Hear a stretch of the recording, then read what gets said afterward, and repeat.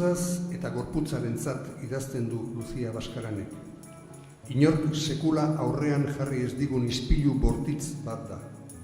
Eta zehaztasun basati batez islatzen dizkigu hain gutxitan izpide diren, eta hala ere bertan ditugun galera, dolu eta violentzia hori. Zein izan da historia honen sorburua? Oain dela pare bat urte gutxi gora bera, lagun batek kontatu zean historia bat, benetako historia bat, bere ezagun batzuei gertatutakoa, emakume eta gizon bat ezagutu zean euren nerabezeroan, eta ja, 25-26 urte dituzte, eta ja dakate plan hetero arauaren plana, ez da, umiak euki, etxe bat erosi, eskondu, eta bar. Orduan, tipuak istripu batean hil egiten da, eta emakumeak hasten da hildakoan anaiarekin enroiatzen.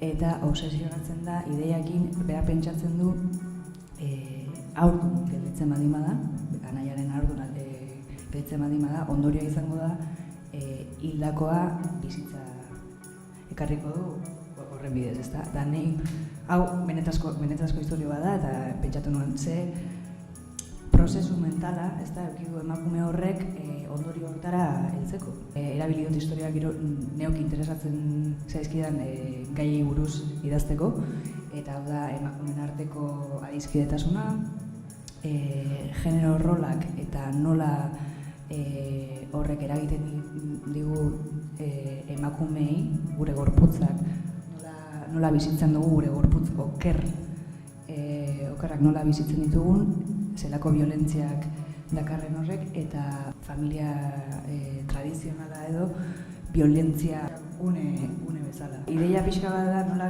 garen gure gorputzen polizia bezala, ezta? Denbora guztia nola gehan neurtzen, nola mugitzen garen, zeinekin harremantzen garen, eta nola tratatzen dugu gure gorputza horrek. Ez da bakarrik violentzia, ez da bakarrik kanpotik bateatzen, ez da baizik eta guk